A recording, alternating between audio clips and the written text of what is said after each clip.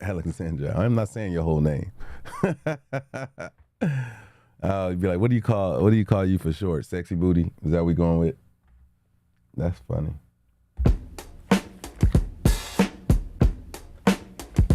All right, yeah. So we're live, man. We're multi-streaming. For all of you here, man, all of my cool people that are on Instagram, let me do this. Let me get y'all over here to YouTube Live, all right? Y'all come over to YouTube.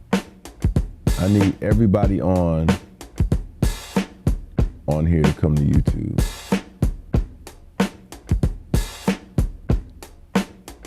Come to YouTube. Here's the address to the YouTube. I'm gonna pin it. Instagram people, jump over to the YouTube right quick. It's a whole different experience. I think you'll appreciate the visuals a whole lot better. I see somebody's already starting to show up. Okay, cool. For those of you who are on my Instagram, jump over to YouTube for the experience that you want. You cannot get the same experience without being on YouTube. It is a different experience. What up, Letitia? Good morning. Letitia's live on YouTube. I'm just trying to get y'all over to the place where I can see your face, where you can see me a whole lot better. YouTube, Alexandra. There we go. What up, everybody on TikTok, all my champions. What's up? Wake up. Wake up. Hit the like button. Start sharing the live. That goes for everybody. Start sharing the live right now. If you're on my Instagram, I am imploring you to join YouTube. The experience is just different and better. And for those of you who are on my TikTok, if y'all want to see something different and better, you just join me on my TikTok, on my YouTube channel. Listen, I'm a little dejected right now, man. Y'all gotta bear with me. I missed my braid appointment, man. She rescheduled it for a little bit later tonight. But I hate letting people down, and I hate missing appointments and things like that. Especially when I had prepared for it and everything, and I overslept, and I'm so sorry.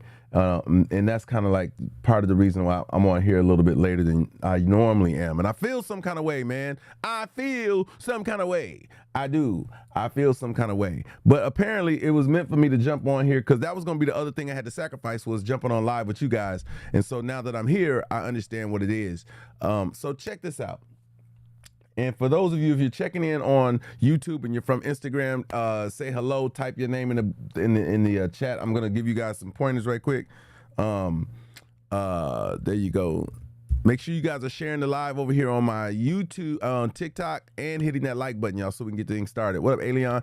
We're over on my YouTube channel. Look at the link at the bottom. For anybody on Instagram, just join YouTube. You guys miss out on so much of the fun stuff because you guys can't hear everything. So join me there. Super chat. Likes and cash available to support the live.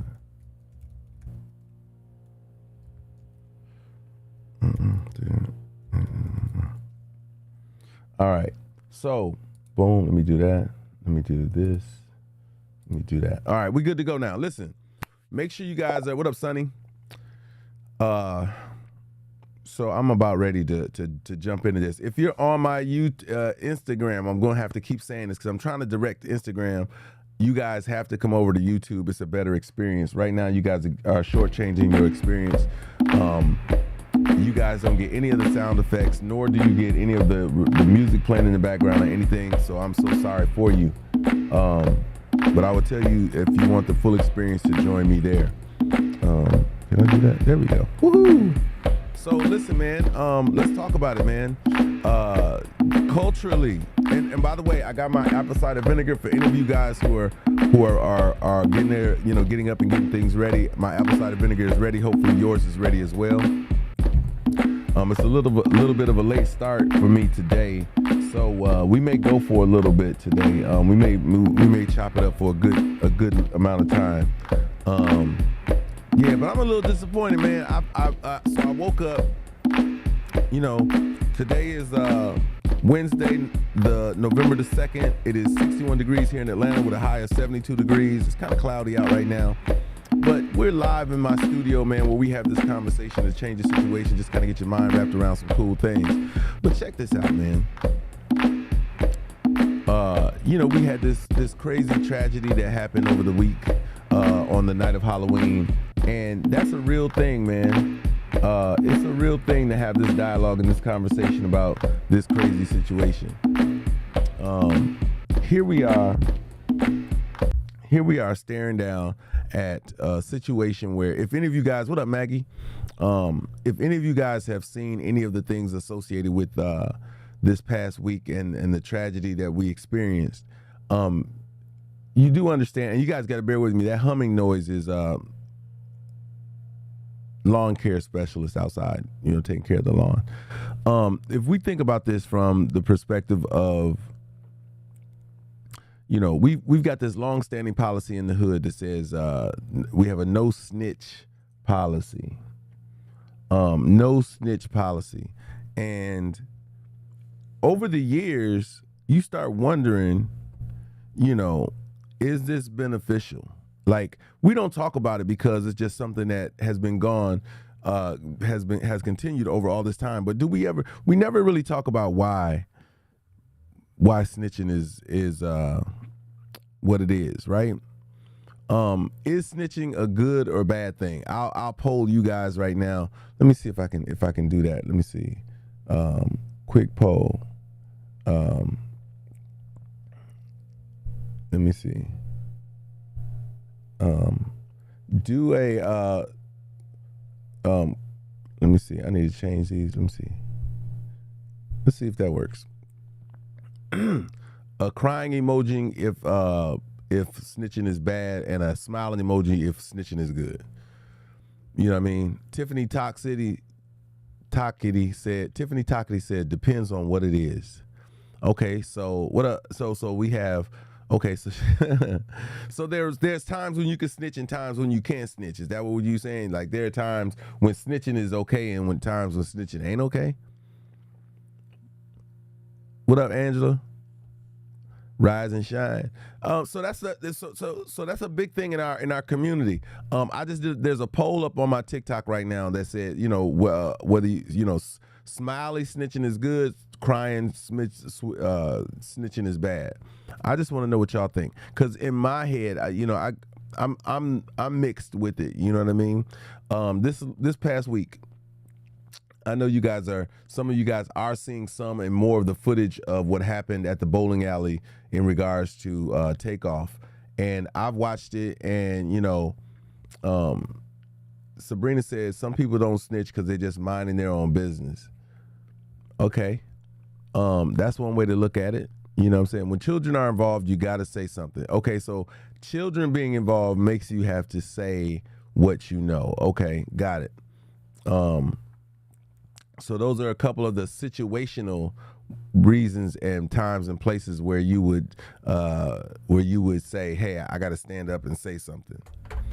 So in this situation, when adults are being adults and things happen, and there are clearly a crowd of people who is watching it, are you saying that you should not say anything?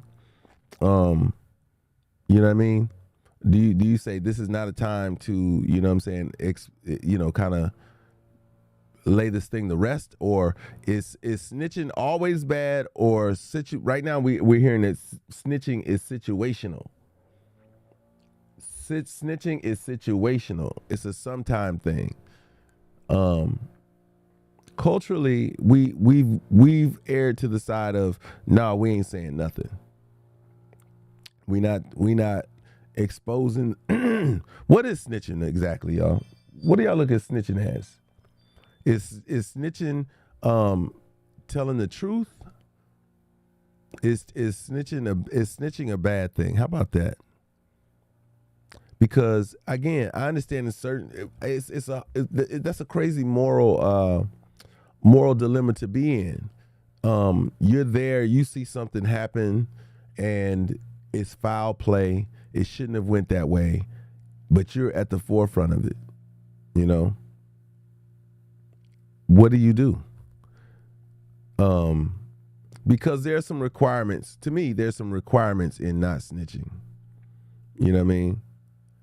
There's some requirements that have to be upheld if you're not going to snitch. if you're not going to snitch, the only reason why you're not going to snitch is because Angela said right is right and wrong is wrong, and this whole situation was dead wrong because he was innocent.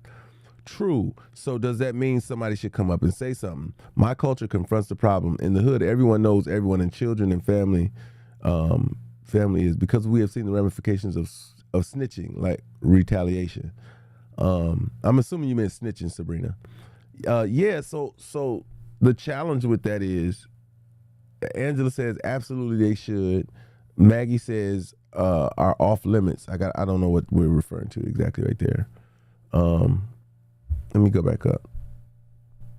My culture confronts the problem. In the hood, everyone knows everyone, and children and family is off limits. But that, you got to think, everybody is somebody's family, you know? And even an adult is going to be considered somebody's kid. Like, he is forever immortalized at the age of 28 right now with his family. He'll never grow older than 28, unfortunately. What up, Sharice? So that's my dilemma with it is when is the time where you're supposed to say, hey man, or when does it stop, right? Because here's the thing, we end up the not snitching, okay? And I'm just giving you both these perspectives. Angela says if it were them, they would want someone to speak up, especially if they didn't do anything wrong. True. When adults, life, jail time, and the law is involved, you need to be honest no matter what, Tiffany Takati says. What up, DJ Dub? We're talking about snitching, bro. Like, we seen the situation with Takeoff, who was an innocent bystander to the argument that Quavo was having with somebody that they knew. Clearly, this is somebody that they knew. They were talking about an experience that they had before. And I think this is the reason why no one has come forward to say anything at this point. You know what I'm saying? Because of there's a relationship there. And it went too far. The conversation, and you can see somebody initiated a punch was the first thing that started it. Somebody initiated punch, and immediately after somebody swung on them, the gunplay ensued. Our people are sad and lost when it comes to when not to speak up. Yeah, I believe so as well. And what you don't understand is people talk about what they've grown up in the inner city of Chicago. You tell who the shooter, and they send folks for you. Yeah, Sabrina, but again, you got to understand those are the evils of the community. Wouldn't you agree? Like, that's the challenge for me. The challenge is people say they want their area cleaned out. They want their area free of all of the nonsense. But the people who are committing the nonsense are the ones who are also being protected. Does that make sense? Like, that's the challenge for me. You know what I mean? You say you want a better area. But how can you have a better area when you won't get rid of the problem people? These are the times where I think the conversation has to switch. For what you want, for the goals that you want for your community, for your family, and for your friends, and for moving forward and having a better society, you have to get rid of the problems. But instead, you're protecting the problem off of a code that was developed by who knows what. And then people talk about wanting to bring, people say, I'm not telling because the streets going to handle it. Now, how often do we see that? And then we know that retaliation breeds retaliation. You know, that's the other challenge. We end up giving those who would want to see our demise, we end up giving them, like I said the other day, 2-for-1s. We all have to leave here, but why allow these cold-blooded people to walk? Yep. Though I believe that we end up giving society a 2-for-1, meaning this. If society doesn't want a black man to excel, if society wants things to go south, then you end up giving them a 2-for-1. The person that died and the person that pulled the trigger. That's it, right? And because nobody is going to quote unquote snitch or tell, they have no fear of doing these things. No real repercussions. In fact, they get protected. Like, that's the craziest thing to me, is that we look at this situation from the past, and right now those dudes are being protected. Those dudes whoever pulled the trigger, they're being protected, so that we can police these folks, so we can be the authority, which doesn't make sense because we ain't good at it. We're not good at handling things and things being chill. Maybe rap beef, but street stuff. Listen, people are going to want to do something to the kid or the person who pulled the trigger, right? After that, somebody's going to want to do something to the people who did something to the kid who pulled the trigger, because they're going to say, not my family, just like this situation is right now. I'm sure, the Migos family, extended family, not just, not just those in their extended family. You remember when, especially at this level, he represents a lot of people. We are the only ones that are failing our own community because of this mindset. You're absolutely right. We have essentially put ourselves in the matrix. We put ourselves there. We said that no, we're not gonna snitch. We're actually going to create. We're actually going to commit another crime. We just stack these crimes on top of each other until we're sending each person to jail. I just heard a statistic that said that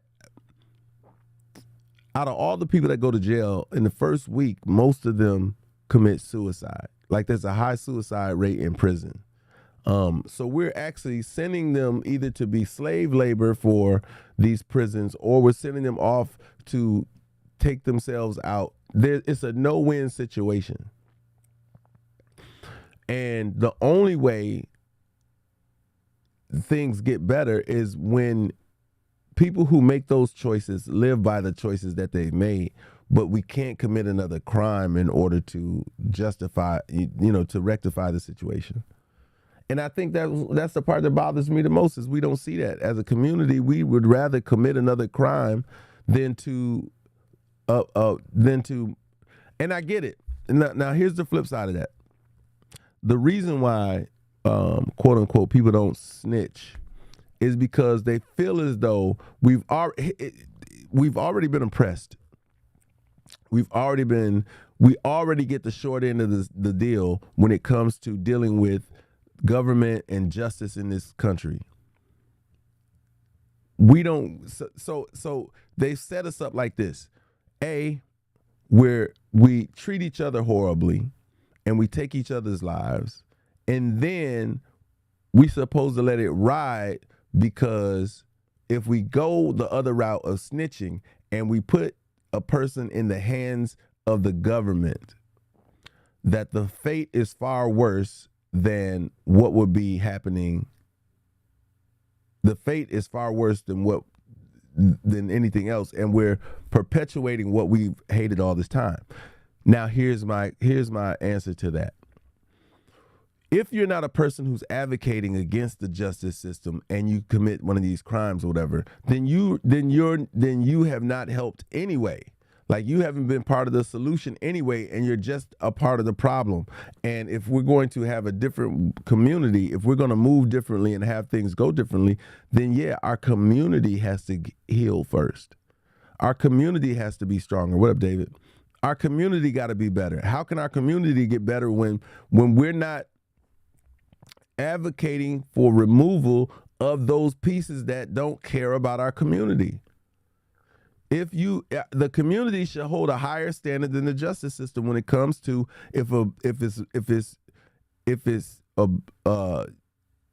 that's exactly where we need to start, Sabrina. If in fact you commit a crime against somebody who looks like you, the punishment should be way harder, because you're a part of the problem. You are essentially the problem. You're not a part of it. You're the problem, and you're creating more problems. At some point, we got to take a hard stance and say, we're done supporting you killing our kids and our friends and our brothers and our sisters and committing these crimes in our areas, at our events. Like, you are the problem. We don't want to get rid of the problem. The only time we talk about getting rid of the problem is when the problem is at our doorstep. That's it. This situation will go swept under the rug and nobody will say nothing until the next time it happens. This is why I live in a diverse neighborhood where I would have a better chance of someone who cares.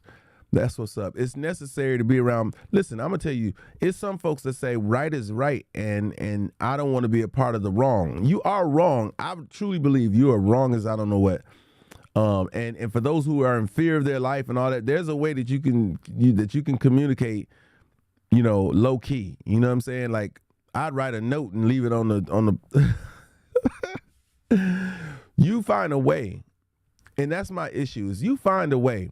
Because the information needs to be put out there. The information, like when y'all look at the video of this particular incident, you will see that clearly the group of people that were talking were this was like a yo kind of moment. Like my dude, this is what's up, da-da. And then it got heated because of something else. Like, yo, don't play like that, man. We only talk like that, right? It got to that. And then when he did the right thing, listen, he did the right thing by saying, yo, let me step away from this situation.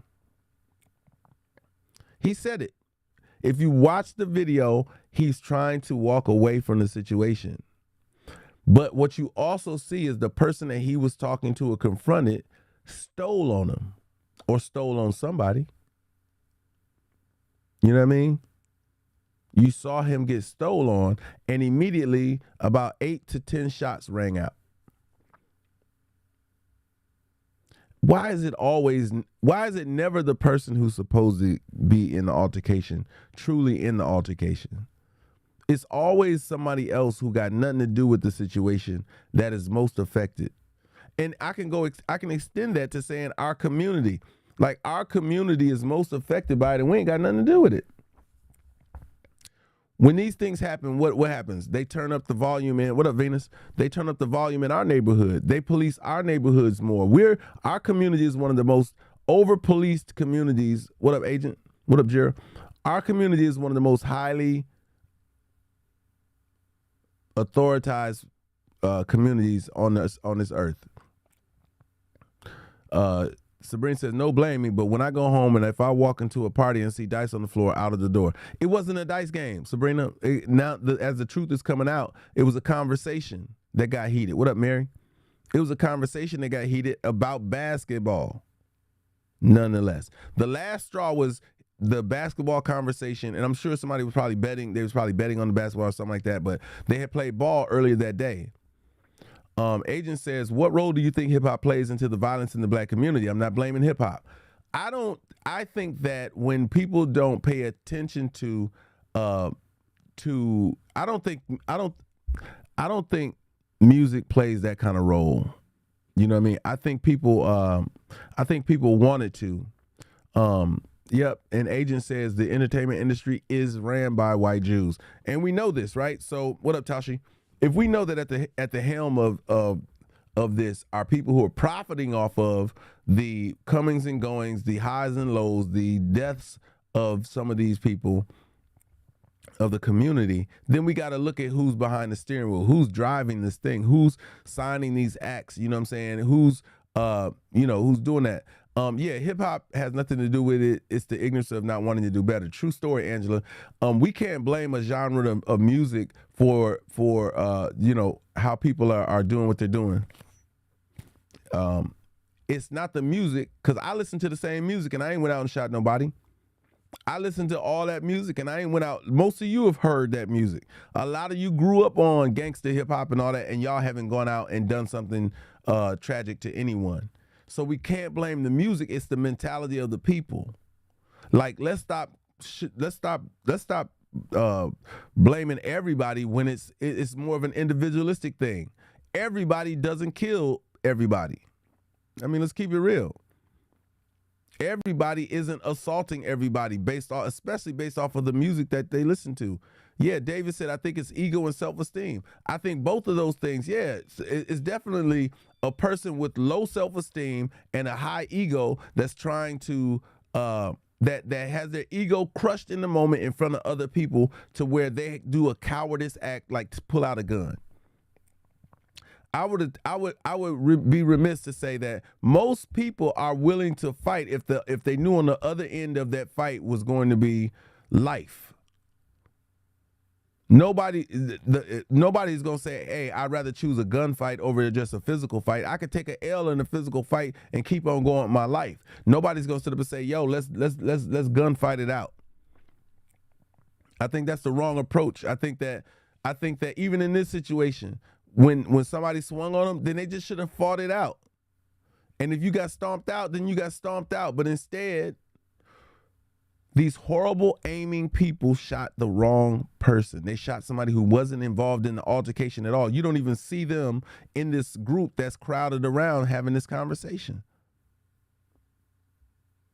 So you have to be mindful. I say to myself, you got to be mindful of allowing people to get in your way. Like, you have to be mindful of people that will get you in trouble. Like, we really have to be mindful not only of our surroundings, but those people that are with us and around us, because we don't typically get ourselves in trouble that way. Like, a lot of us are mindful of our surroundings. We are mindful of the company that we keep. But there are these moments and lapses in judgments. Who knew this dude, in the video, you know, the guy that he's communicating with is clearly shorter than him. He could have some Napoleon issues and the whole nine. Like, you see, like, yo, you know, but to be heated in an argument outside of an event that has nothing, you're arguing about something that has nothing to do with the event that you're at.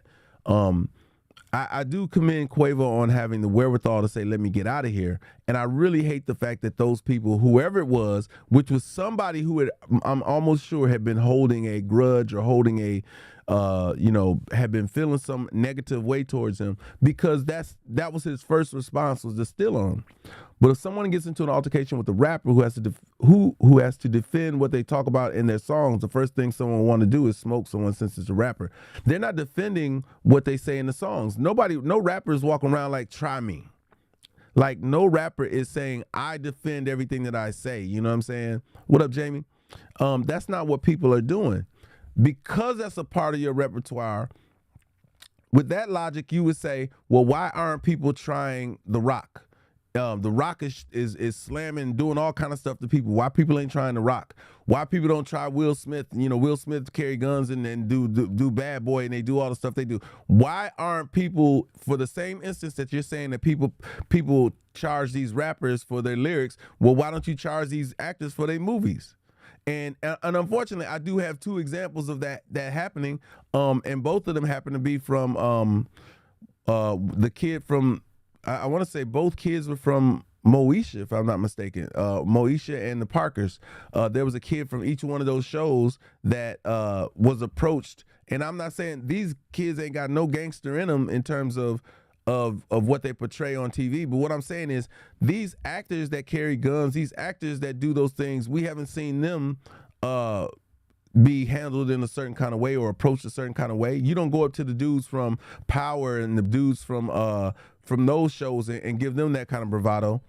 But listen, stay tuned. Y'all hold on for a second. Let me give y'all some music to vibe to. I just need to go answer the door right quick. Not answer, but I got to pay my lawn care specialist. I'll be right back.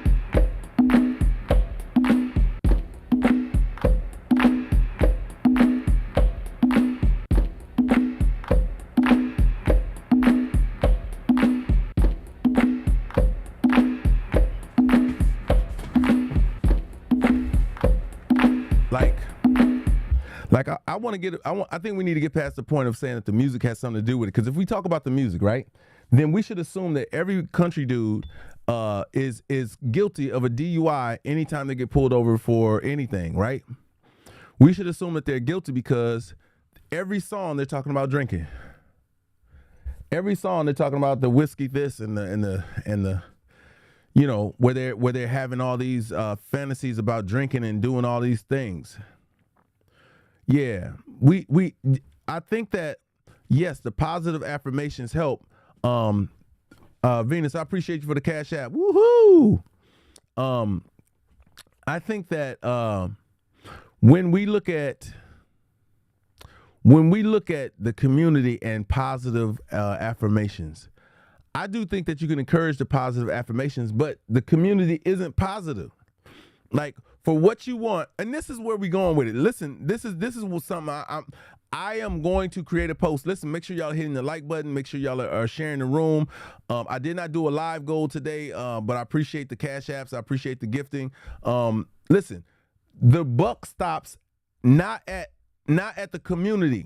Who leads the community? This is the question y'all need to really be thinking about. And I'm going to charge these people with this conversation because it's necessary. Who runs the community? What up, Actions? Who runs the community, y'all? And listen, I mean, white, black, otherwise, these people that I'm about to talk about, they run the communities. Jira says, I appreciate this conversation. We need more of this. I appreciate you too, Jira. And we will have more of it. And it's starting right now. But listen, I don't care if you're white, black, Asian, whatever, your ministers, your pastors run the community. The morale and attitude of the community is predicated on those places that you go to most consistently. Most black folks consistently, most white folks consistently, most Asian people consistently, most Hispanic people consistently go to their house of prayer. They go and they talk and they sit and they commune under the guise of a minister. Now, ministers have the voice of the community. They are the voice. They instill the marching orders of the community. So why aren't they at the forefront laying out the blueprint that the community should be following? We go there every single week. Some people 3 times a week. Some people go to Wednesday night service. Some people go to Thursday night service. Some people go to them and the what do they call it when it's just a special group with the minister and all that. Some people go twice on Sunday. Some people go to church so much, and all you hear about is the Bible, but not how it's applicable to how your community should be working. They don't talk about how these back in the day, those armies were put together to protect their community. Tashi said, this is true, but what happens when there's 50 churches in 10 block radius and each own their own land? Listen, that message, I'm going to tell you something about a really dope message, Tashi. It don't matter how many differences are around, the right message makes the right sense to everybody. The right message is going to permeate everybody's heart and spirit, but nobody's even saying it. And what typically happens with pastors is the same thing that happens with artists. For instance, you all have seen this happen when a rapper gets on in a certain, what up, Strictly Business? A rapper gets on from a certain area, what happens? You have 10 or 12 more popping up trying to do and say the same thing that he said. Tashi said the message is lost because they are not focused on community. True story. I love this topic. My opinion, it starts in the house. What are these parents doing? It can't start in the house, Sabrina, because most it should start but doesn't, because parents aren't parenting. You know what I'm saying? Agent said major cities are still redline. We're in the community amongst each other. And that's why it takes those leaders in the community, which is almost always a pastor, which is almost a man of God. And even in that situation, Tashi said homes are broken, but the pastor leads everybody. What happens when your kids are unruly? When you see parents with unruly kids, they take them to church. True story. Well, Angela, we can't hold a conversation about bad pastors. We have to start initiating what we need these pastors to do. Y'all pay these pastors. Y'all are the ones supporting the pastors. The congregation supports the pastor. And Dr. Andrew Claude said it. Andrew said it. The money navigates the field. This is how you do it, Sabrina. You put the word out on the street. You start implementing programs to improve those people who are in the community. It isn't what it used to be. The churches are diluted. The churches some churches don't have a stronghold on the community like they used to. But you have to change that. Agent said poverty equals violence. But in the minority communities, we are viewed as the poorest ethics city. True story, but all that can be adjusted because guess what? No matter how poor you are, most households, especially black households, show up to church and they pay their tithes regularly. Y'all are tripping. Most people, listen, I don't care how, in the black community, it don't matter what's going on in your life, y'all show up at church. Don't act like y'all don't. And if y'all show up to church, then you're there for a message. And if the message is all biblical and it's not applicable to what's going on today in today's society and in your community, then the message is wrong and somebody needs to hold them accountable. And that's why I got to make that post. I got to make that post calling out ministers and pastors, deacons, and the whole group going up. And they're going to have to explain to me why they're not having a conversation about gun control. Now, when I'm saying that, I'm saying teach your community in the churches. All them people that are in church need to be gun carriers. They need to be Second Amendment people, every last one of them. And they need to be practicing. And the church needs to call on those veterans, those kids that they prayed over when they went overseas. They need all those kids that they prayed over to send them off to war. They come back, listen, they get trained up and leave. And if they get trained up and leave, that means they come back with a wealth of knowledge and they need to be training these communities how to take care of themselves. But these pastors are not doing that. They're not going out saying, hey, veterans, I need y'all to teach the community strategy. I need y'all to teach the community how to use a gun. I need y'all to teach the community how to hold it down in these situations. You've been to Iraq, you've been to Afghanistan, you've been to all these places. You've been to all these places and faced and looked fear straight in the, look fear straight in the eye and met the challenge and you came back. But you ain't taught nobody nothing. How many of y'all learned anything from a returned veteran other than a story? Come on, man. Agent said, and because of how white people created the world, black people tend to be selfish. For example, crab in a barrel concept with Americans being a capitalistic country if it's between selling drugs and feeding their family. True story, but the community has to, listen, if at some point we don't start understanding that what you want isn't going to be given, it will have to be taken, y'all are tripping. What you want will not be given to you. It has to be taken. If your community is held hostage, who's going to break you free? Nobody is coming to save you. That's right. We passed the white man conversation to some degree. Now, there are things that are and will always be a stronghold when it comes to what we're dealing with. There will always be things that are a stronghold to what we're dealing with, but it's not what happens to you, it's how you respond to it. We've been waiting for somebody to come and save us, and nobody is coming. Can I just tell y'all that right now? Nobody coming.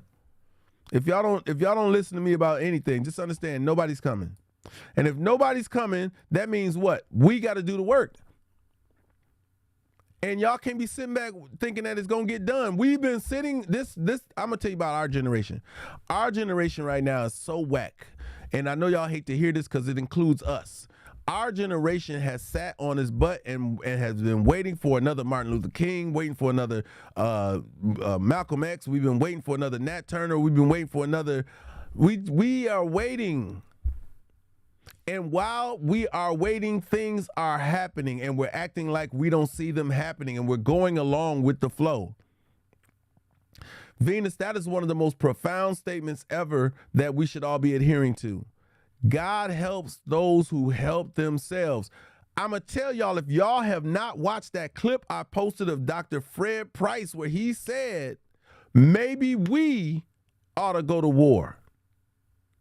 He said that because everyone who has stood their ground in this community, in this nation, every community that has went to war for their rights has been met with hasn't been met with that kind of opposition. Oh my God, okay, that's what's going on. This is why I said we're going to fight financially, and this is why I said about the 3 month. I mean, right now, you all should be learning about all the places where you can spend the black dollar. I don't care if you're white, Asian, Mexican, or other. Make sure y'all are learning where these black places are that y'all can spend money with the black community in Black History Month. Only those places. That's right. And if we failed this generation, we're going to be failing their generation. Angela, that's the thing. We going to fail them. Not waiting on someone just doing all that I could do in my community. We have to decide for more than just ourselves. I know that's the conversation most people say, yo, you got to decide for yourself. No, my decision will reverberate through generations after generation if I make the right decision. If I approach this thing properly, if I do this, it will reverberate for lifetimes. We are not only trying to change our lives, we're trying to change the lives of those who are coming after us and after them and after them.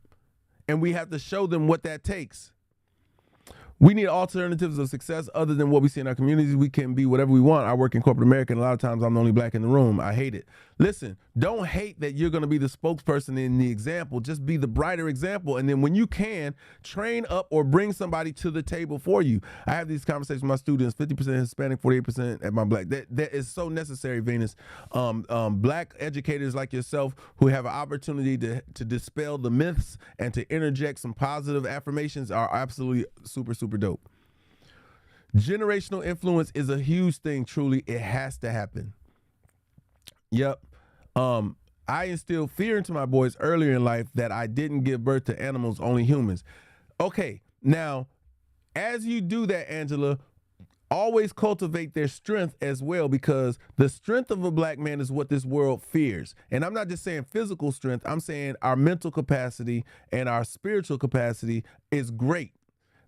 As men, we're hunters, we're doers, and that has been left on the wayside. I know you do, Jira. I know that you want to be an example, but even in that being an example, we have to be a mentor as well as an example. Meaning, you got to find. Listen, if y'all just change one person's life, if you just change one kid's life, and you commission them and say, now that I've done this or I've helped you, you are commissioned to do the same thing. That's what has to happen. We're not holding anyone accountable. Listen, I don't get on here and go live just for y'all. I go live for y'all, and hopefully it'll transcend past you guys and you'll give it to somebody else. Remember when people were brought to school to teach them outside of sports? Remember they had a career day, and you got introduced to different people and their different things. Each one reach and teach, Venus, exactly. They're all grown now and are entrepreneurs, 26, 24, and 22. That's super excellent, Angela. You did an amazing job. And because that says a lot. But listen, it's bigger than that. Like when I say we gotta hold these pastors accountable, it's mainly because they are facilitators at least once a week and at the most 5 times a week. They are shaping the minds of the people who are going back into the community, who have to face these devils, these people who are doing all this crazy stuff. And they have no defense against it, but praying. Praying is, I dare say praying is not enough. For those of you who think prayer without works is going to happen, it ain't. You have to pray and pray for strength, wisdom, and the fortitude to go out and do the things that need to happen. You got to get out. There should be, my hope is that as I continue, that there's no one person underneath the sound of my voice that doesn't go out and get their CCW, their carrying concealed weapons license. That you don't go out and start going to some of these gun places and learning how to shoot and learning how to protect not just your family, but shoot, my family too, if we're going to be out in these trenches, because I'm going to be able to protect yours. I'm strapped. I'm ready. What up, looking good? You got to be able to protect me like you want me to protect you. And then you need to know that. You need to know what somebody's capable of. These communities need to be having a community conversation. What happened to those community meetings? What happened to those those groups that would watch over their neighborhoods? Man, they're so afraid. They're so afraid. And the crazy part is, this is one of the most crazy things that I think about. Why is the majority afraid of the minority? When did we start doing that? When did the majority listen? If y'all ever watch third world countries and when they go to protest, the majority shows up and they ain't playing no games. They ain't playing no games. Have y'all seen when a third world country has fed up, when they don't like leadership? Do y'all see what they do? They will go all the way to that leader's house. They will go to where he work at. They will get him out of there. The military can't even do nothing. They can't even mobilize for several reasons. The military don't want to act against its own citizens, but the military be like, yo, man, this is out of our hands. That's right, Tasha. We become too comfortable until it hits home. You're absolutely right. We don't stand for each other. And most times we don't even stand for ourselves. We're so fearful when we're the majority. I've never understood that. What up, Cookie? We're the majority, yet we move like we're the minority.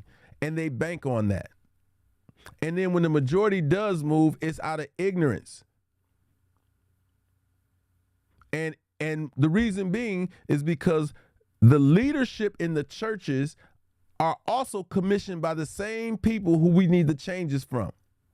Hey man, have y'all ever noticed that almost every presidency, the black Black Gospel Caucus or whatever, they all show up at the presidents?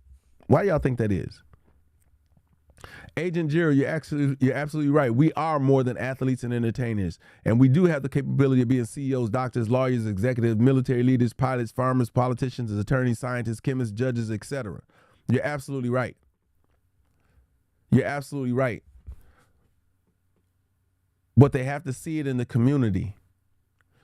Most of those people who are in those positions can't stay in the community. Now, notice what I said. I said they can't stay in the community. I didn't say they want to leave. I didn't say they can't come back. They can't stay in the community because the community their position does not absolve them from envy and those same evil people that we're talking about right now.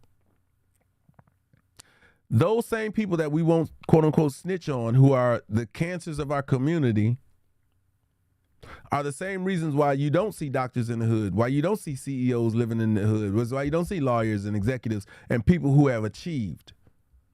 You can't stay in the neighborhood because there are people who don't appreciate the work that you've done. Listen, this young man got shot who's highly accomplished. People don't reach the pinnacle of their careers that this kid reached. This kid was at the top.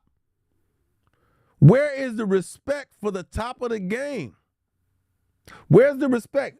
And you know what the hood say? Man, he just like me. No, he ain't. Stop telling yourself that. Like, I hate hearing people say they human just like me. No, they're not. They're way more accomplished than you are. Doesn't make them better than you, but it does mean that we have to hold these people to different standards as much as holding ourselves to different standards when we communicate and operate with them people. That's why they have small circles, because they can't be accessible to everybody, because everybody does not know how to maintain themselves in the presence of people who have done great things. I'm sorry. They don't. And everybody shouldn't have access. And unfortunately, some of us still want to be, I think somebody made a statement like, hey, man, maybe they just wanted to be, feel like they was still down and whatnot. And I saw that. I saw prior to all this, they cruising in the car through the hood. A lot of time they got to check in these rappers, like you, Agent, as you were saying, because of what they portray. People who actually live those lifestyles want to be around them because they think they can relate. Artists who rap about drugs and violence typically go to these cities, and people who are about drugs and violence meet and greet them and be like, yo, come kick it. Cookie, I appreciate the badge. Thank you for showing people how to appreciate my time. Cookie just bought a badge on Instagram. And Venus popped off on the Cash App. I appreciate y'all appreciating my time and me being on this live. But they go and listen, y'all know that you can't, if you're a rapper, you can't go to LA without talking to either the Bloods or the Crips. Did you know that? If y'all don't know that, I'm telling y'all, they will not allow you. What they do is they apply pressure to you when you come to those places, meaning they send their goons. You know what I'm saying? Definitely, Jira, I appreciate it. They send somebody to you. Somebody said he was a sacrificial lamb. They killed him like Kobe with the date stamp and all that. That there wasn't any gambling fight. Jay Prince people were involved, and off-duty cop killed him. Wow. What up, Jeremy? Now I've been hearing all kind of different stories. I can't lean into anything as of right now. I did, however, watch somebody break down the dates and the sacrificial conversation that goes along with it. And that still does not negate, though, Facebook user, whoever that is, it still does not negate the fact that this stuff is happening, not even just on a, Taoshi, I appreciate the Cash App, that it doesn't, not just on a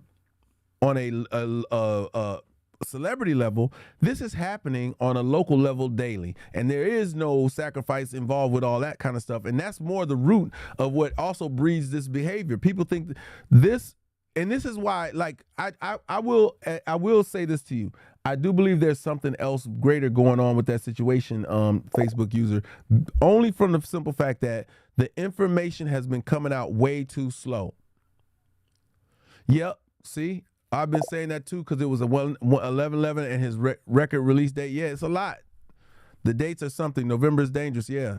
I looked at it. Letitia said, selfishness and jealousy is hurting the black community the most. We don't congratulate. We want to take, and what they haven't earned, we used to share with other families the older days. Now we put them down. Sure enough. Nothing, but I'm not with no sacrifice, shake my head. That's some people trying to reach.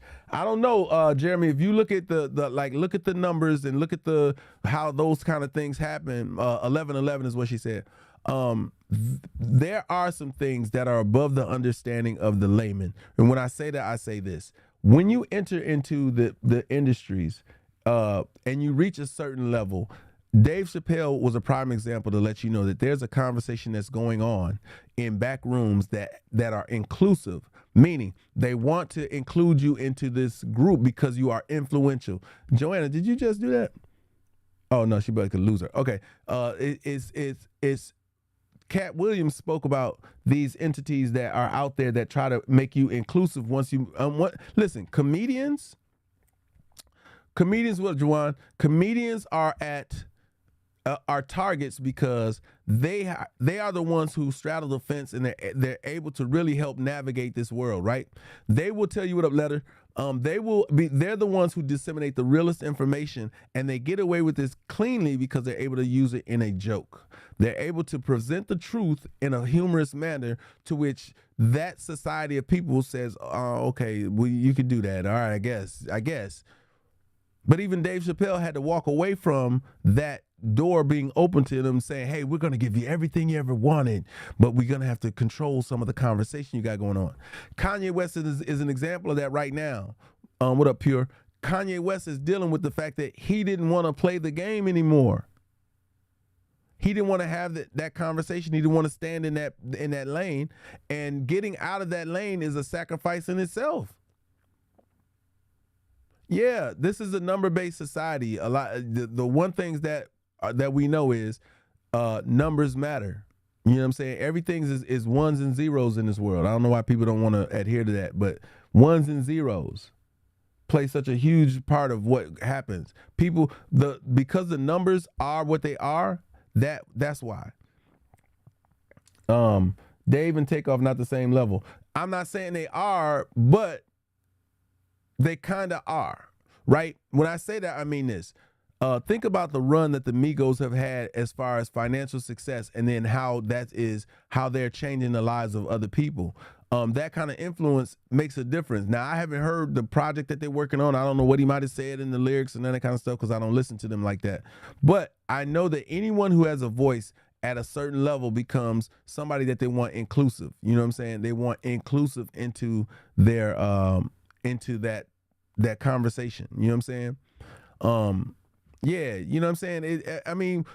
Let's not call them crazy, Tashi, because that's dismissive. But we're gonna say people are people don't get it if they don't see these connections. Like the connections are right there. We just we just don't want to believe that this sinister world is as sinister as it actually is. Most of this stuff, and because we're talking numbers, I'll just use the term, are calculated. You know, it's not about. Listen, remember this. Jeremy said on YouTube. He said, "Yes, financial. That's it. They're not speaking on anything of importance." I would say to you, influence is important all by itself. The fact that there's someone who came from the hood and is successful is not the messaging that any of these people want to see. You think that that these heads of labels like seeing people gain their independence and their control? They don't. They only have leverage when they can control you. So that's why these contracts are set up so lopsided, and you have to work and earn so hard to get it back to a balance that very few artists ever see themselves having leverage. Most of these artists almost never have leverage unless they start out with that leverage from the beginning and are able to compound that. But even then, what I want y'all to understand, that record labels like to hold artists hostage, meaning they will sign you. You'll be doing great by yourself. You'll be making mad money. You know, you get a lion's share of the profits. You'll have to do all the work, of course, but you'll get the lion's share. Now, once you have this lion's share, that's when they approach you. They say, "Oh man, you're doing all good by yourself. You could do better with me." And then they say, "This is the cost to do better with me. I'm going to take 60% or 70% or 80% of what you do. Now, mind you, I'm going to put in $1 million up front. I'm going to give you this money up front, but I'm going to work the system so that you good, you know what I'm saying? So that you respect it, you know what I'm saying? And you got the protection of this record label, blah, blah, blah, blah, blah." And so people, yeah, nothing is free. It costs to be the boss. True stuff. Everything. If everything costs, Paradox, then we're not talking about the cost of it. I mean, then we're not talking about having to pay. We're talking about what we have to pay and what the installment plan. We're talking about what is the installment plan on our success. Yakini, it is absolutely better to be an independent artist. But most independent artists are lazy. Most independent artists want to hand things off to other people. Most independent artists are unable to get the support that they need. And this is the draining part. And this goes back to what Letitia said about selfishness and jealousy. I don't understand how people can be around someone that they know is just way more engaging and more talented than them, but not show them complete support. How can you have a diamond around you and you act like it ain't shining? Like, who does that?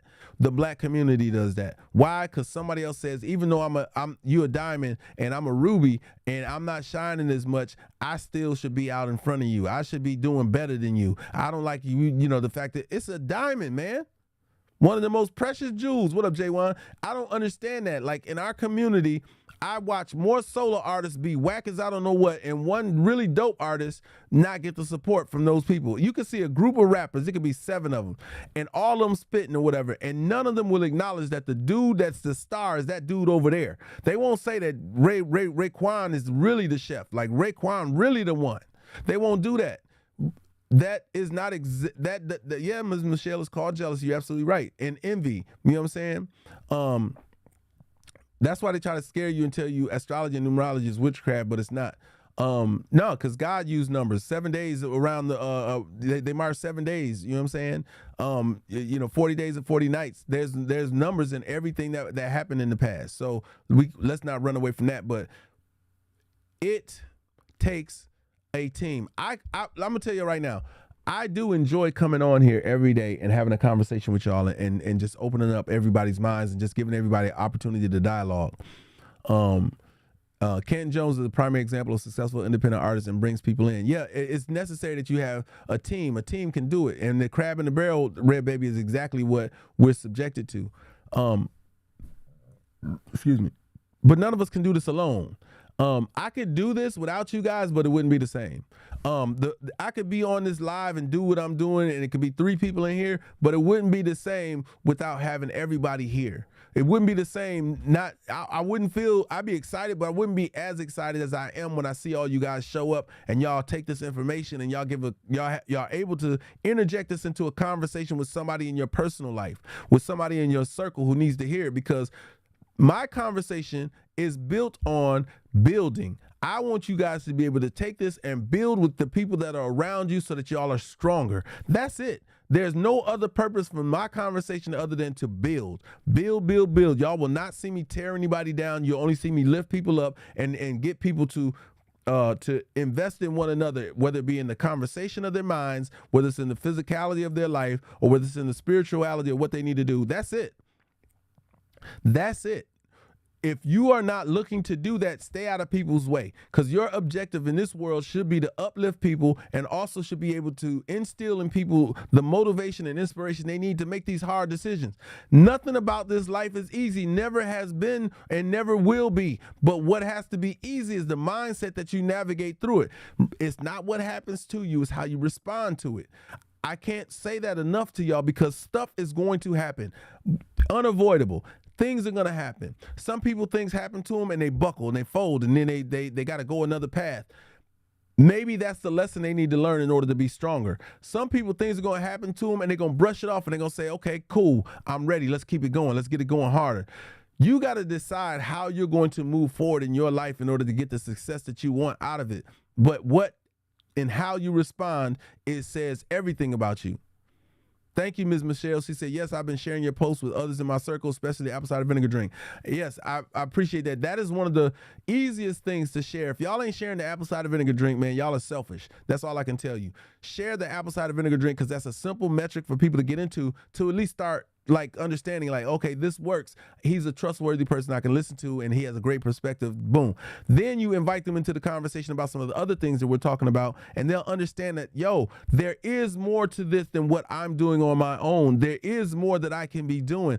I'm going to commission everybody. I'm gonna give y'all marching orders. I already did it. I said that right now, you guys should be finding Black-owned businesses. I don't care what color you are that are in my life. I don't care your nationality, none of that stuff. Whatever and whomever you are, you should be finding Black-owned businesses to patronize from here, and especially the whole month of Black History Month. Black History Month 2023 should be record-breaking. It should be record-breaking in the financial institution of Black America. They should be like, oh my gosh, what happened in February of 2023?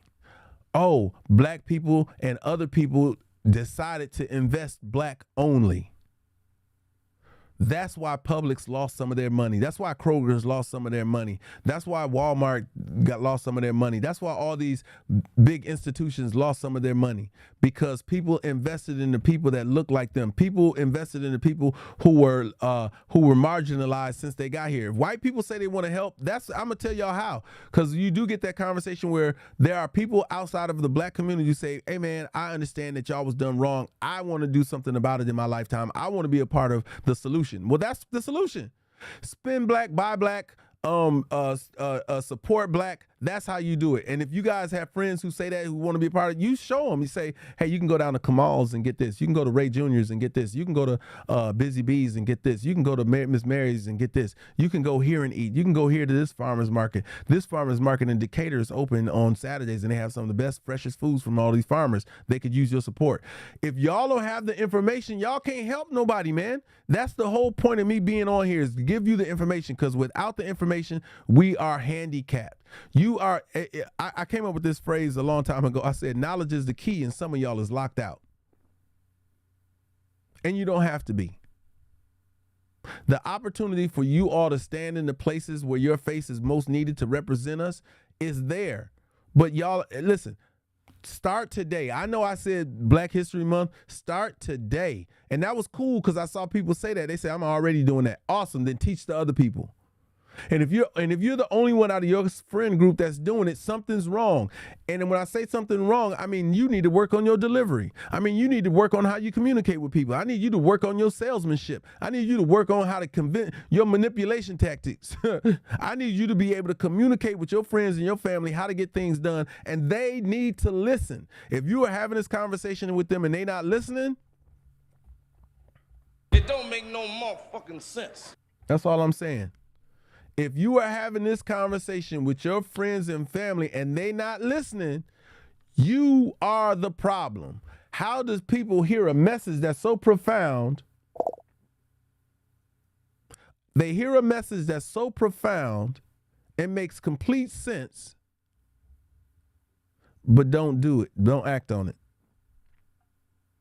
I wish I would. I've had to separate myself from people like that. Do you know that?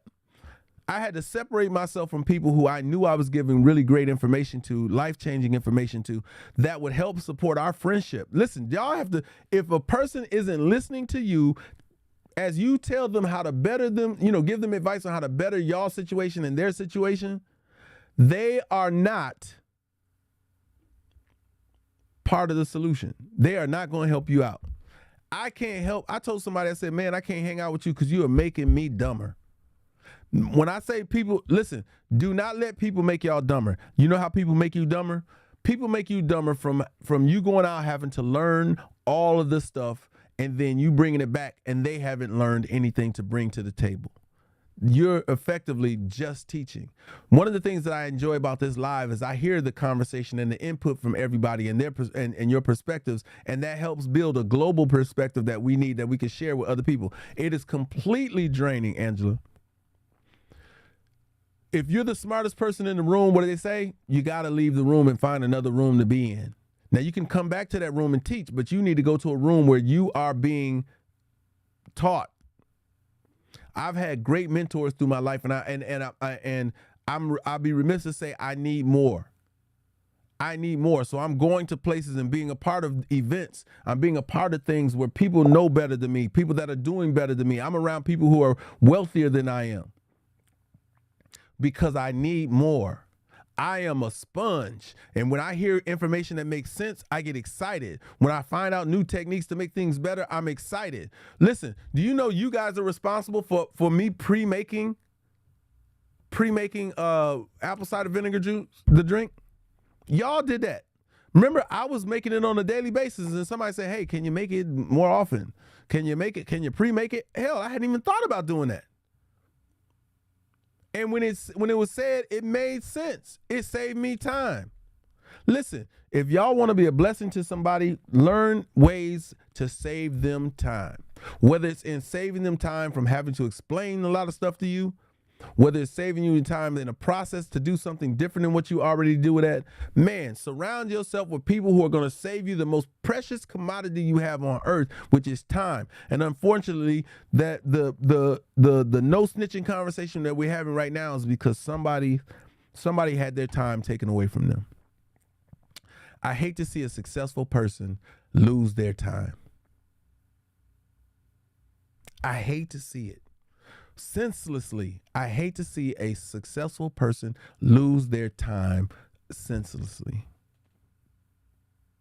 There's nothing more tragic than a person who has made the right decisions in life to be successful, to be able to affect other people's lives, and then lose it senselessly. There was so much more left to be done, so many people to teach, so many people to bless. Even if he didn't teach them anything, he could help elevate people. He could help put people in position. He can invest in people in a way that most people can't because he's earned well above his needs. Time is your greatest commodity. Ask any billionaire that's laying on their deathbed right now. I'll give you everything I have for another week. I give you everything I have for another month, another year. Just let me just give me that. There's so many wrongs I want to right. There's so many things I want to do. There's so much I left on the table. We don't value the time that we have as much as we should. And the time that we have is really supposed to be dedicated to giving back. Giving back financially, educationally, physically, being there to help spiritually. Our job is to give back. I have had the most amazing almost 3 months of giving back. Even if it's just as simple as giving back a recipe for your digestive tract and your gut health and for you to feel better. I've had an amazing time giving back. I know I am not a taker.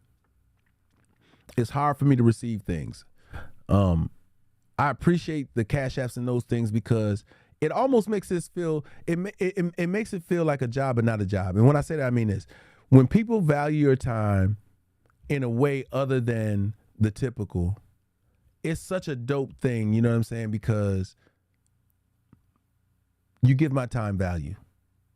I value my time, but as a giver, it's hard to navigate the price of my time. I'll be honest with you. There are times where, honestly, there's a side of me that says, hey man, somehow you have to make this time make sense. Meaning you have to, for what you offering, for what you give, what up, Jalissa? What is that value? And I come on these platforms and I allow you all to decide what that value is on a day in and day basis. There have been times where I've been on the lives and I've spoken for about an hour or 2 hours, and I know we had a lot of vibe and we did a whole lot of stuff, and there was no reciprocation other than likes and shares, which I love those metrics, although the shares are real low right now on TikTok and the likes are pretty cool, but those free metrics aren't even being met. And it just kind of it's like, wow, man, come on, man. These are the free things you can do. I'm not saying, hey, I need everybody to chip in $5, you know what I'm saying, every time I join on the live, and that'll make sense, you know what I'm saying? I think that those people who bought subscriptions and chipped in, super, super dope. But I don't want to, this is what I don't want to do. I don't want to groom a minimalistic group. Meaning, for everything that we want it more abundantly than we already have it. I want y'all to be so successful, but it starts with your physical health. And that's why we started with your physical health. I want y'all to be strong, because fighting these fights mentally, spiritually, and physically is difficult. Y'all gonna have to man up when it comes to dealing with all these different situations. We're dealing with things that are happening that are mitigating our time and our offering to the you know what I'm saying, our offering to society. People need y'all. There's somebody in y'all lives, what up, Denise, that need y'all. I don't know who they are, but there are people who need y'all. So y'all got to be strong. Y'all know that. Y'all know this life ain't for you. This life is for everyone else.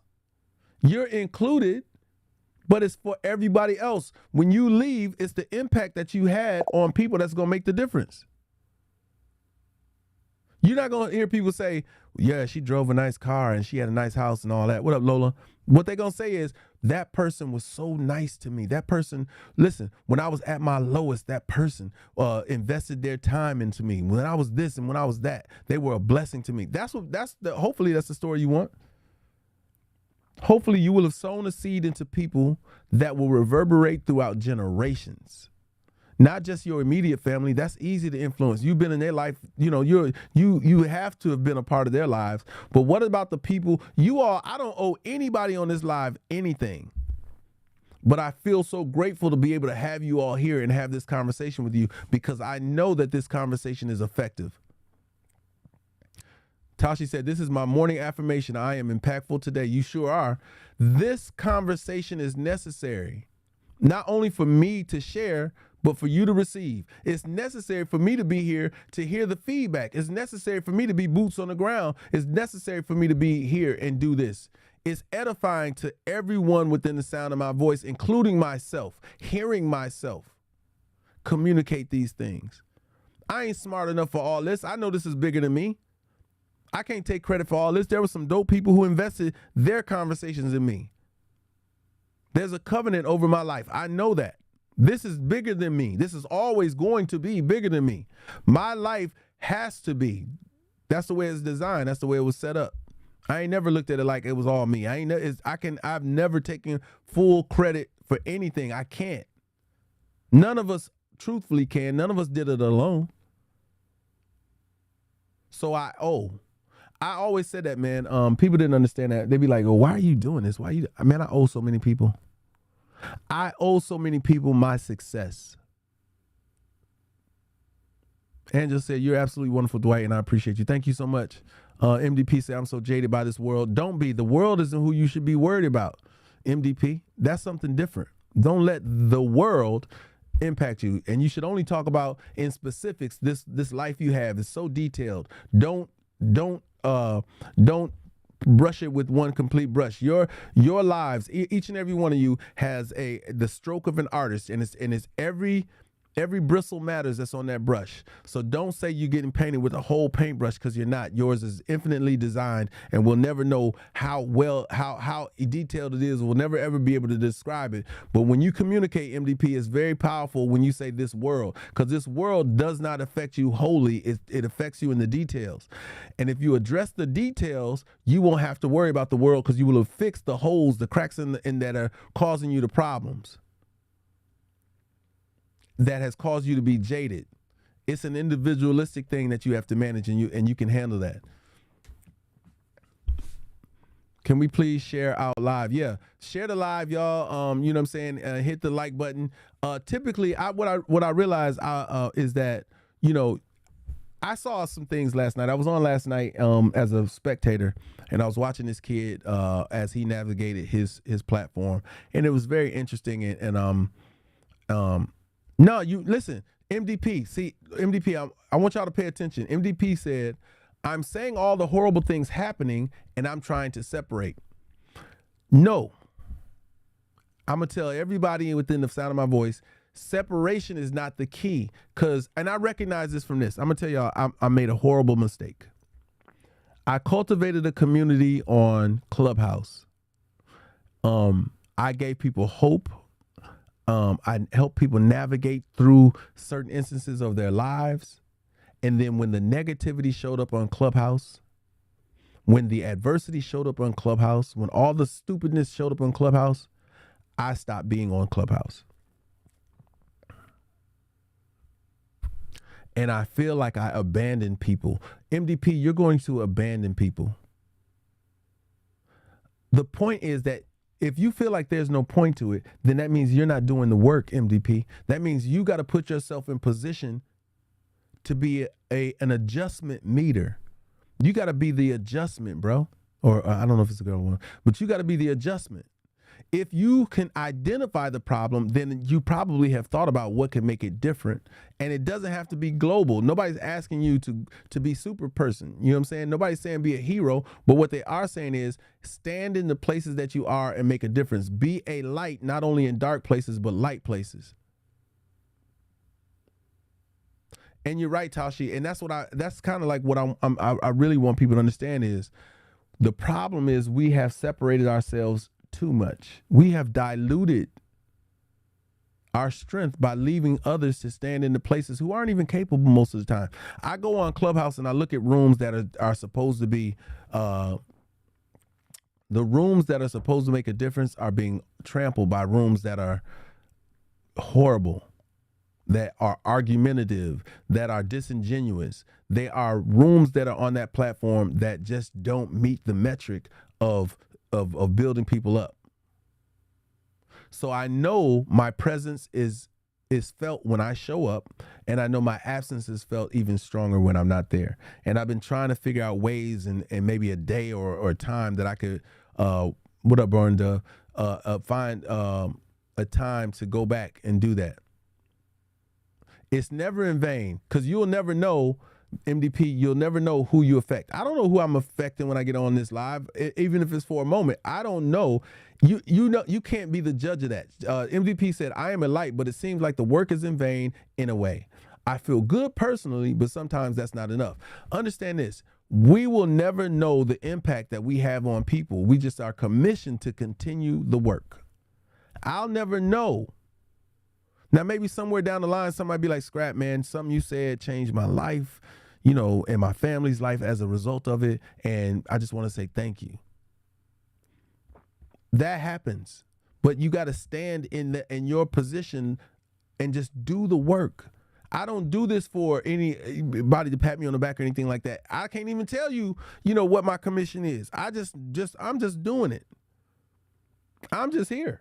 I can't tell you why. Some people be like, you do this every day? I'd be like, yeah, man, I show up. And I don't know how I would feel if I didn't. I feel like I'm leaving somebody out. I feel like I'm not there for somebody if I don't get on. I know people depend on me at this point because I have been so consistent. Same with the apple cider vinegar drink. Your body depends on you because of your consistency with it. No commission needed, you know? I'm going to be here. Now, do I appreciate when y'all buy me salads and smoothies and stuff like that? Yes, I absolutely do. Do I appreciate it when y'all do different stuff like that? Absolutely. I put it right back into this machine. Like everything that y'all do, I have to put it back into this machine. And as this platform grows, maybe so does the time I'm able to spend on it. Maybe so does the way that I'm able to approach it. Maybe I'm able to bring in other people to help have this conversation. But it's going to take, it takes the community to help us get to that place. I can't, again, I'm just one person. I can't do it by myself. And I'm not asking. That's the other part. Just wish we as a human race were better is all. I get that, right, MDP? But I can tell you as a realistic person, I've never said I wish the world was better. And my reason for saying that is I know I have no control over that. And when I do that, yes, it makes me, it's challenging to say that, knowing it's like a hopeless conversation. It's a very hopeless conversation. And so I don't want to have that. I don't even want to tell myself. I don't even want to tell myself that. Like, I don't want to tell myself this statement or make this statement about something I have no real control over. Because that will make you feel some kind of way. You know what I'm saying? So I just tell myself, yeah, you can't, the hopelessness feeling is a real feeling, but that's because you're biting off more than you can chew. You're looking at your whole room as messy versus saying, let me just clean off the couch first. Once you clean off the couch, then you can look at the rest of the room. I have a policy that when the way I know that my room, that I feel decluttered is I start with making up my bed. And when I make up my bed, that's my first sense of accomplishment for the day. That that's my first productivity measurement that I have. I make up my bed and then I feel instantly better. Then after that, I can say, okay, there's some clothes I need to fold, or there's some things I left over here, some dishes, whatever the case may be. You're looking at the whole room saying, how am I going to get through this mess? When all you need to say is, let me clear off the couch first. Okay, now the couch, and then you can sit there and say, okay, now let me see that. Okay, let me clear off the desk. Now I can clear off the desk and I can see the desk and I can see things clearly and what I want to do with the desk. Now don't get distracted, because a lot of times we clean off the bed and we lay in it. A lot of times we clean off the desk and we start operating on it and it's still a mess that needs to be taken care of. You have to stay focused on what you're focused on and complete that.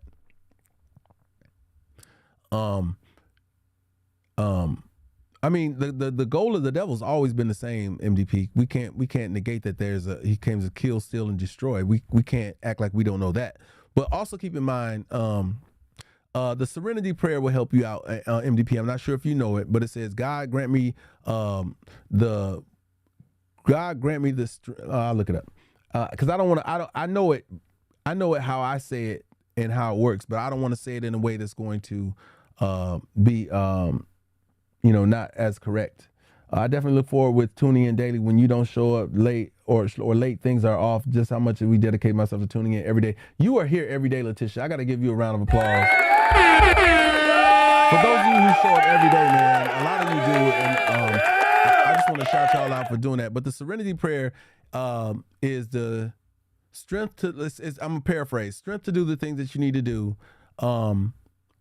The wisdom, the strength, let me look it up. I'm going to look it up because I'm going to mess it up and y'all going to be trying to clown me, and we're not doing that today.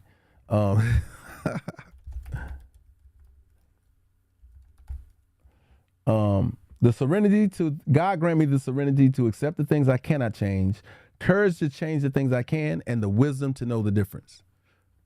That's it. What up, Trina? You ain't missed nothing. I mean, you missed a whole lot, but you ain't missed nothing. It's available for replay on YouTube anyway, so you can check that out. That's it. If every one of us took that into our hearts and minds, as you move forward, you're going to propel yourself with that wisdom. As simple as it may seem, it's powerful.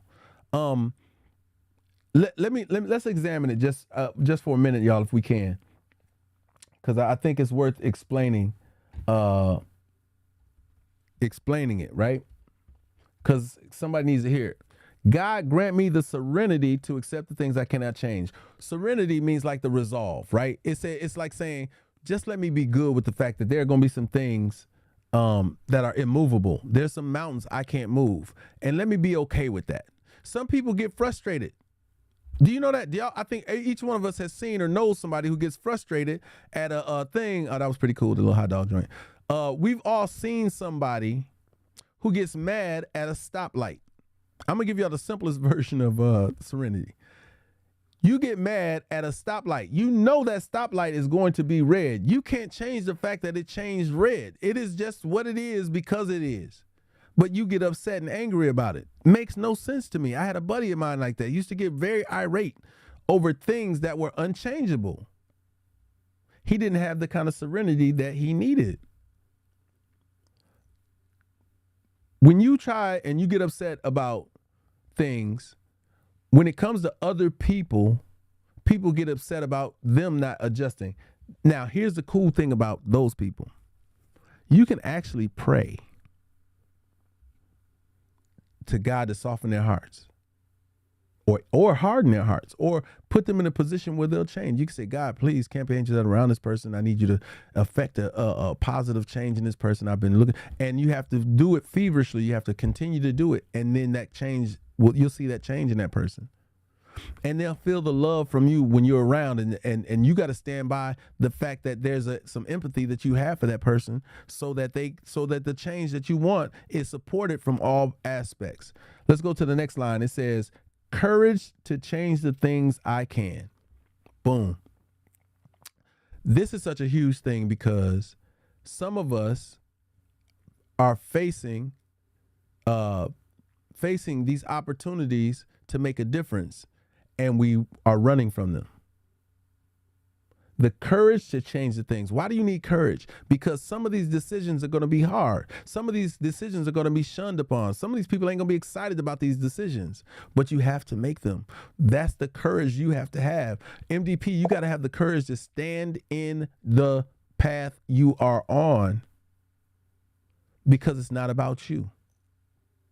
Courage is a very unselfish thing, because a lot of times we use our courage for other people. We stand in the fold for others. We stand up for others more than we stand up for ourselves sometimes. You see something being done wrong, y'all will stop and be like, hold on now, hold on. He wasn't doing nothing. What is going on over here? I've seen it happen in positive communities, in positive neighborhoods where the village is everything. I've seen it happen. So you're going to have to be that kind of person. You got to have courage to change things.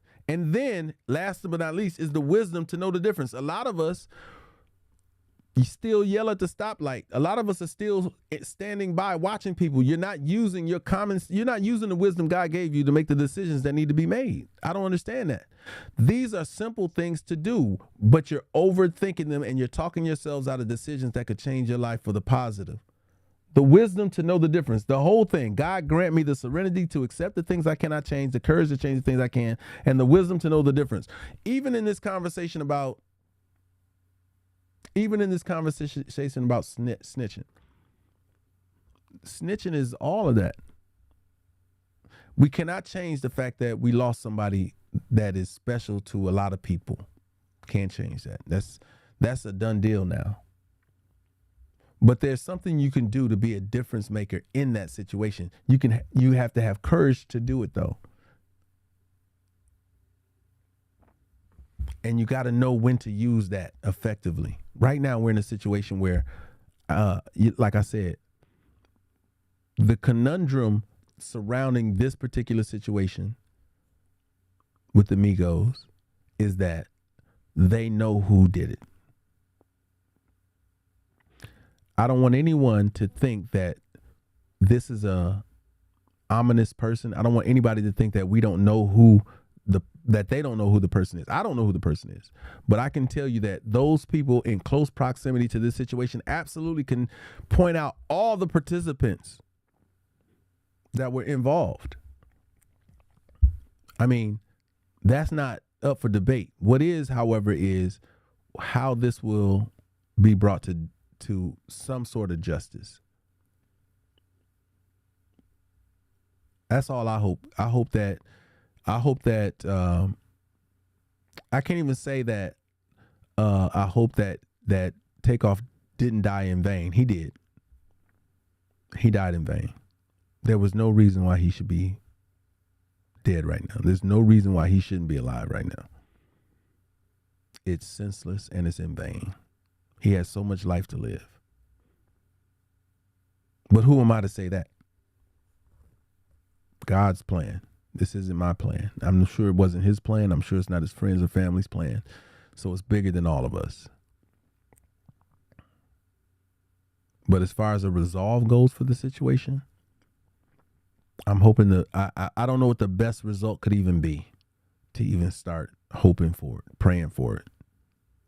Not hoping, but praying for it. I don't know what the resolve could be in a situation like this. Like, I don't know what to be excited about for the future of this situation, because it again is senseless, and I've always been one of those people to say that you'll lose your mind trying to make sense of the senseless. You'll lose your mind trying to make sense of crazy. Crazy is crazy. Leave it alone. It's crazy. Yeah, it's a total loss. At this point, the conversation is, where do we cut the losses off at? We can't win for losing. We continue to lose on a regular basis. At some point, we have to decide as a culture, what we've done in the past is not effective for the success we're trying to have. All this time, and we're still complaining about the same stuff, man. All this time. That's all I think about.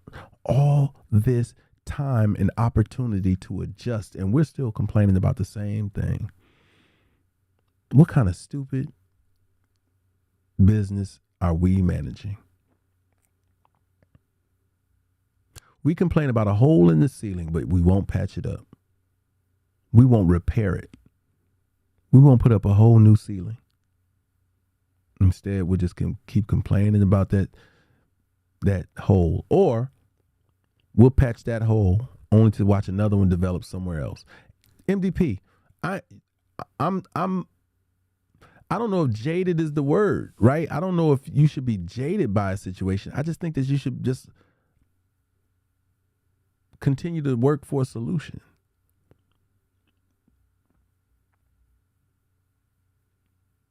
We need to replace the ceiling, the material. How about that? We need to replace the material. If the material that we've been building our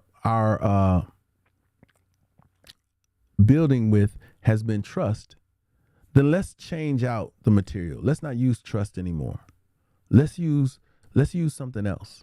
Or if loyalty is the fabric that we've been doing it, well, loyalty ain't working. What can we trade out for loyalty? Yep, it keeps happening. Within a few months, we will be here again. Same topic, different date, different people. Take life for granted. When you kill, you can't hit rewind and take it back. That's the finality of it all. Like you said, I'm focusing on the big picture, and I'll never be able to affect change there. Yeah, so find those small battles to win. The war is going to be fought by us all. Good afternoon. Seems like we'll use our phones to put the problem out there as entertainment. That seems to be what's happening, is that we got more reporters than people, than boots on the ground. That part, when we talk the next thing, but everyday PTSD living has become a norm. Yep.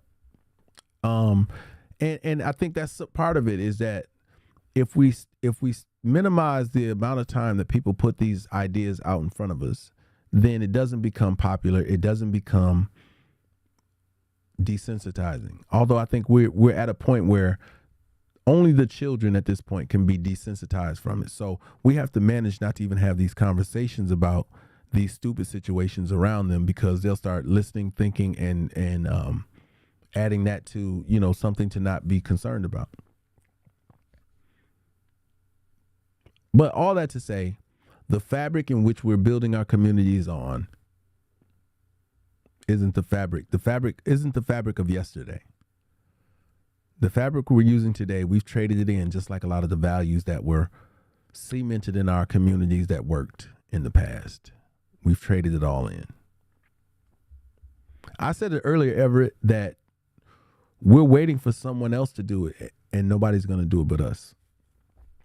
But listen, y'all know what time it is. It's 12:15. I want to shout out Taoshi, and I want to shout out Venus, man, for cash apping today. For those of you who have helped with the daily goal, Jalissa and a couple other people. It wasn't a daily goal, but for gifting, man, I appreciate you guys going above and beyond. Also to Cookie on Instagram, she also bought a badge or whatnot. All those little things help, and man, I appreciate it a whole lot. For those of you who've been hitting the like button, for those of you who've been sharing the live, I always appreciate y'all. It's the metric that lets me know that y'all are rocking with me. Same for you guys on Instagram, when you guys hit the like button and the share button and those kind of things. Agent, I appreciate that. I thought you had left, but I appreciate you coming back to buy a badge. I appreciate that, man. And for Letitia, Deech, and Jeremy, and everybody else who showed up on YouTube, man, just you being there goes a long way already, as YouTube uses your time as equity towards supporting me on that channel. You guys, I appreciate everything that y'all do. Late is still good. If anybody wants to watch the replay of today's conversation, it's the Cash App Angela is in my profile. So I usually don't just, I feel awkward just putting a Cash App up there. Is if you want to be a blessing, man, what I'm saying, most people just say, hey, how can I bless you further? How can I support you? Whatever. And I just point into my profile and you see the Cash App is located there. Everything is cool, no matter what increment. I know Venus went out big today. I want to say super, super thanks to you. She went real big in the field for me today. So with that, to Angela's point, my Cash App is TRXS Now. It stands for the Relationship Expert Show, but TRXS Now is the $ TRXS Now. Man, I'll be here tomorrow. So the thing that happened today was I was really supposed to be getting my hair braided earlier. So that's why y'all see me kind of like, looking like one of the 5 heartbeats. But I'm going, she postponed it. She said I can come a little later today. So I'm going to be back in effect, flossing and glossing, but I normally never, I'm usually good about my time. Yesterday I went to the gym, and I went later than I usually go to the gym, and I was my body, you know how that work? What up, Sinitra? Man, Sinitra, you're going to have to be here earlier, man. I love having you in my lives. What up, Scarlett? But yeah, I went to the gym. I hit the gym really hard, and it took me a really good shower or whatnot. And like I said, I was on live a little bit, not as a host, but just kind of checking out the landscape. And I stayed up later than I should have. Didn't set the alarm for like 8 o'clock, thinking I would wake up. And man, why did she call me at like 10:08 or 10:20? It was like, how long did it take you to be here? I was like, 30 minutes at least. And that was a stretch. It was really going to take me like 45 minutes, but I would have been driving like a bat out of hell. So, and any of you guys who know me, I already kind of drive fast. He said, scrap Pac. Indeed, I would like that, DJ Dub. I would like that people would associate my passion with the same kind of passion that Pac had, and the ability to disseminate information the same way. Pac, not to date myself or none of that, but I met Pac before. You got to remember, I'm from Flint, Michigan. One of his closest friends was a rapper named MC Breed. They had a song called I Gotta Get Yours, You Gotta Get Mine. And I was hosting, again, I don't talk about a lot about stuff, but I was hosting a concert with Onyx, Group Home, and Field Mob. And Breed had brought Pac in town, and so they came up to the show, and I met him backstage while I was introducing the acts to come on stage. So it was pretty cool. That's the one real time I met him, shook his hand, said what up, and went down to while everybody was having a conversation. Yeah, yep, that was that night. Jamie said she met him at the Windmill in Flint. So that same night they came over to the Capitol Theater first, Jamie, and I was hosting that concert. So a lot of you guys don't know that in my younger days I was a stand-up comedian by accident. I'll give y'all the short story, the quick version of the story. I was Breed was solid. I saw Breed maybe 2 weeks before he passed. He was supposed to come back down and we supposed to do some more work, but God had other plans. So this so y'all understand. I was in a singing group before. Music has always been at the background of my life. Music is the root of my creativity. Everything stemmed from there. I started playing music, the viola, when I was 4, and I picked up instruments the whole time. You know what I'm saying? So fast forward, I'm in a singing group, and we were a dance group mainly, meaning we could dance real good, but we could sing. We had a really great lead singer. So all we had to do was support him. We were so good in my city that when we went to concerts, went to shows, we did a show at this place called Beecher High School, which is like a rival high school outside of the city, but they was always lit. They're especially their talent shows. So we did a talent show there, and before we could even get started performing, the guy who's on the microphone who introduced us was like, they're the dopest group in the city of Flint, and they come to bless us, And the dudes didn't like that, so the dudes ran up on the stage before we ever got a chance to sing one note or dance one step. That's how popular we were. We had to have police security to get us out of there. It was one of those.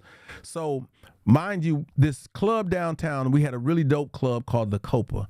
It was in the heart of the city. It looked like no other club. It looked like they spent a really good amount of money on it. And Beecher talent shows, And so we go to this club. Somebody's throwing an event on Monday nights where it was open mic night, where you got to showcase your talent. So we out in the audience, and I've told this story before. We're out in the audience. It's 4 of us. I got on green shirt, green pants. My homeboy got on a burgundy shirt or purple shirt, purple pants. One got on a black shirt and black pants, another got on white shirt and white pants, and we're waiting to go perform, but we realize they only have one microphone.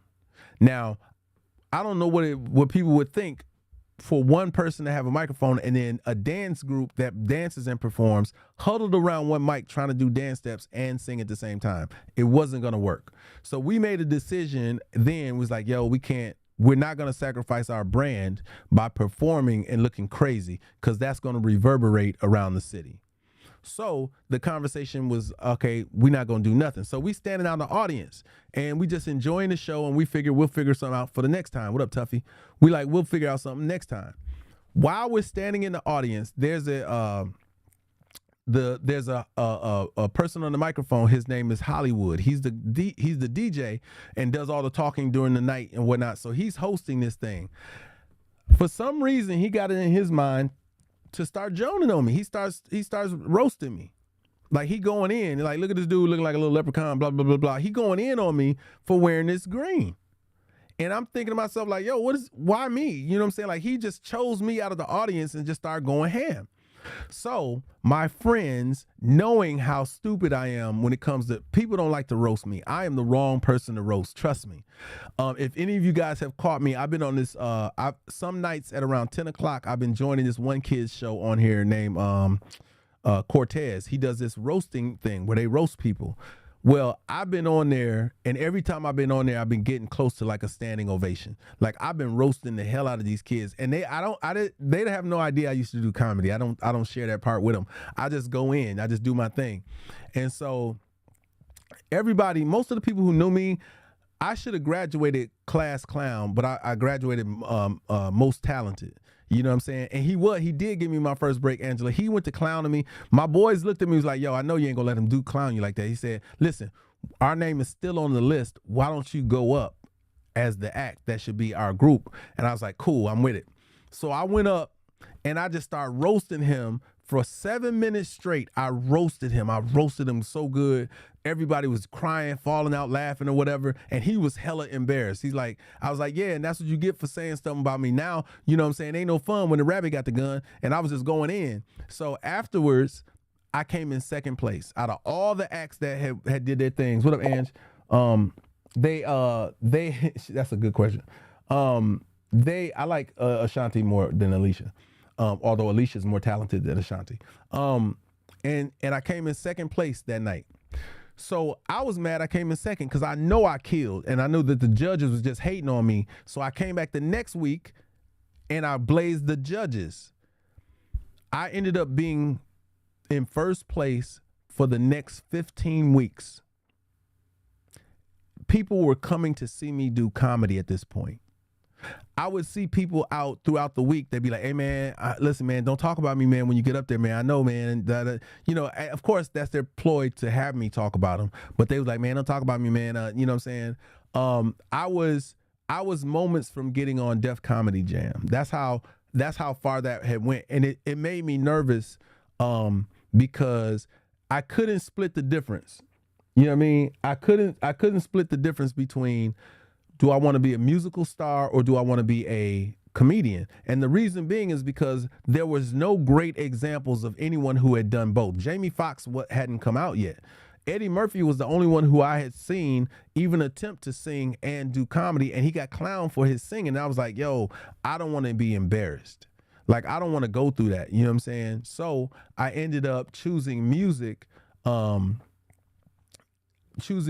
over comedy. But the comedy is natural. If y'all see it sometimes. I think they're reflections of me just being stupid in the way that I think. But the comedy aspect of it is that part of me that allows me to think differently.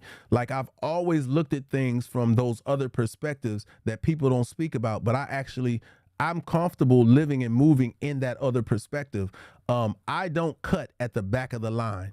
I cut at the front of the line. Why? Because what's the difference other than the benefit? You're still cutting. Like, I think about stuff like that. I'd be like, why ain't 7-Eleven called 18? I'm stupid. Like, I think about things differently, and I'm okay with that. And if you're around, you'll delight in it as well. You know what I'm saying? So before I get out of here, I should have been going like 30 minutes, man. 30 minutes ago. But I'm going to drink this apple cider vinegar drink because I know y'all be like, yo, he was sitting there with it the whole time and didn't take his drink. I'm going to go ahead and get my drink on, you know, so I can be, you know, be straight. Man,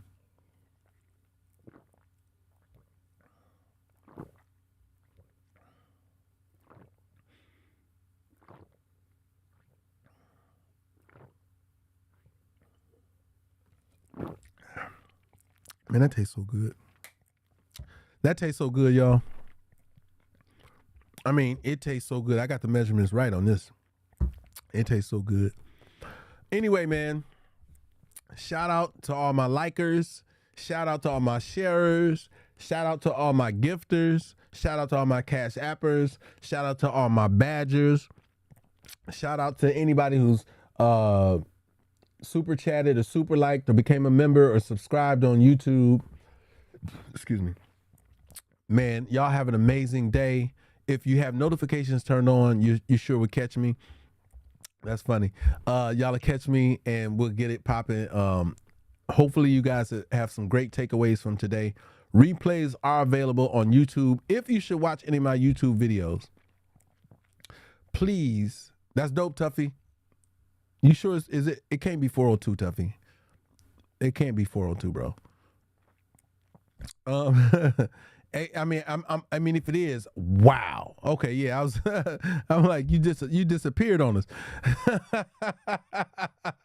Tuffy typed in. He was like, I lost 402 pounds. I was like, Tuffy, you do not exist. Tuffy turned into old girl from that one movie where she turned into a computer chip. Anyway, I appreciate y'all, man. I send y'all out with my love. Let's speak sooner than later. This is not goodbye. This is to be continued. Later, y'all.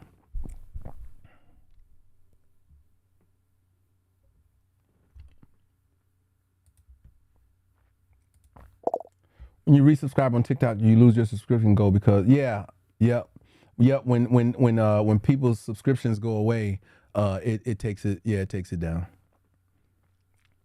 So I think what they are promoting is that people buy a longer subscription or a reoccurring subscription, and then it stays up. So the ones that are up right now are mostly the subscriptions that are reoccurring. All right. So I'm out, Letitia. If you need to, just text me. Of course, you guys have my information, know how to DM me or whatnot. Let's chop it up. Thank you so much. I so appreciate you so much, Letitia. Thank you.